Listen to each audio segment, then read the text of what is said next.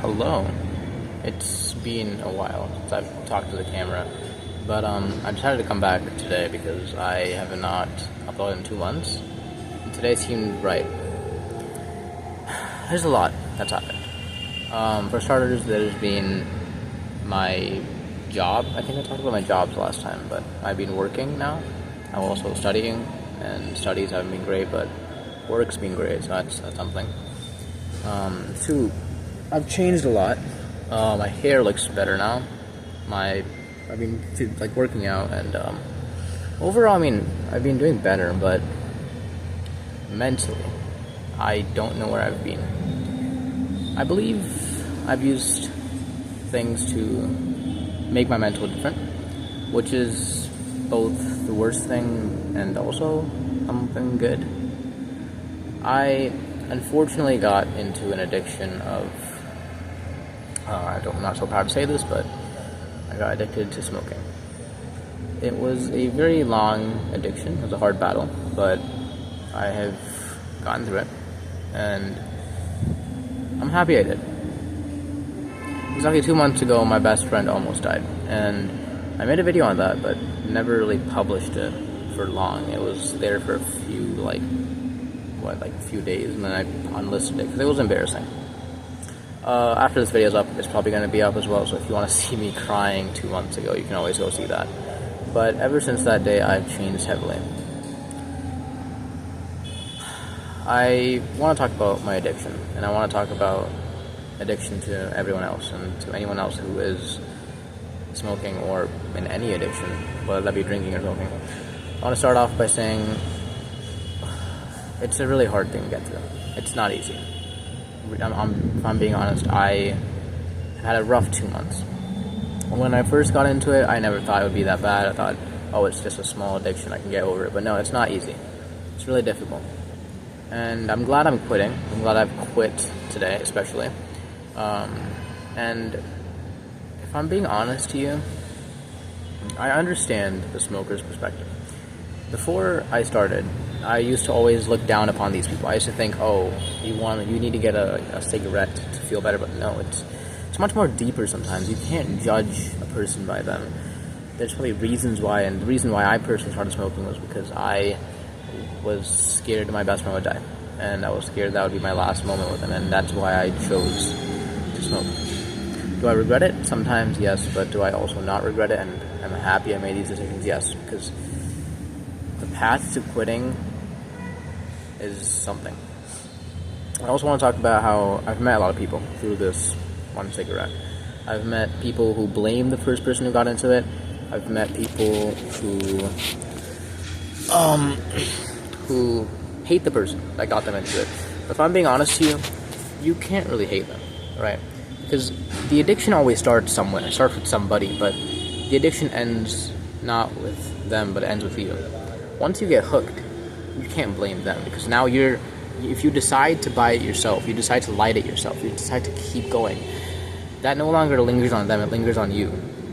And that was a great lesson that I learned. I no longer blame him. I never will, because he never was the cause. Yes, sure, I started because of him, but the fact that I chose to keep buying it for myself and keep lighting it for myself, that lingers on me. So I'm glad that I figured that part out. If you're in addiction, I suggest you talk to people, because not so long ago, I think around 2 months ago when I started smoking, I met a friend, and this person has talked to me about how it's bad and how I shouldn't do it. And even one point, this person also wanted to smoke, so I unfortunately let her light the cigarette, and she liked it. But I found out 2 weeks later, she texts me and she says, I'm not doing it again. Today's my last one. And since that day, she never smoked. And it really gave me some thought that if she can quit just that easy, maybe I can too. And I tried, and I couldn't do it. And then I talked to everybody. I was very open about it to my friends, and it was hard because a lot of them saw me different. They thought of me as a bad person, but I don't think I'm a bad person. A lot of them wrote me notes. One person gave me an entire speech, and that was the person who I was referring to. She wrote me a speech telling me why I should stop smoking and how to not be my one reason. Oh, fuck. And, I stopped. I also want to tell you that these addictions are usually for a reason. Maybe these are battles that you were sent to fight. And the question is, can you get through it? If you do get through it, you're the better man. If not, then please talk to someone, talk to people. Because sure, it's going to be hard and people are going to see you very differently, but once you get through, once you really talk to them, it will be better. That is about my smoking addiction. It's the first time I've talked about it online and had potential randoms hear about it. I want to talk about other things. I believe 2 weeks ago, or like 12 days ago, so when I checked it last, I believe, I don't know if it's true or not, but I believe my ex's dad had commented on a YouTube video. That is slightly embarrassing to say, but I'm glad that he checked in on me. The comment was something about how he was worried about how I've been since I was last with her. I want to go on record and say that I've been fine, right? I've realized this year that a relationship is not what I need. It's not at all what I need. And I believe almost every 16-year-old should hear this. Please don't be in a relationship because you think you like them or like you just want to be in one. Don't do it because people will see you different. It hurts them. And to be frank, I'm really terrified of being in a relationship again because there's a lot of just not disappointment. There's a lot of responsibility, and you really have to worry about how this person's mental health could happen, right? Like what could happen. And ever since then, people have been telling me like, well, why are you so scared to do anything? Why are you so scared to ask me out or something? And truly, the thing is, I don't want to hurt anyone. It really hurt me that I hurt someone else, and I don't want to hurt someone again. It's not me.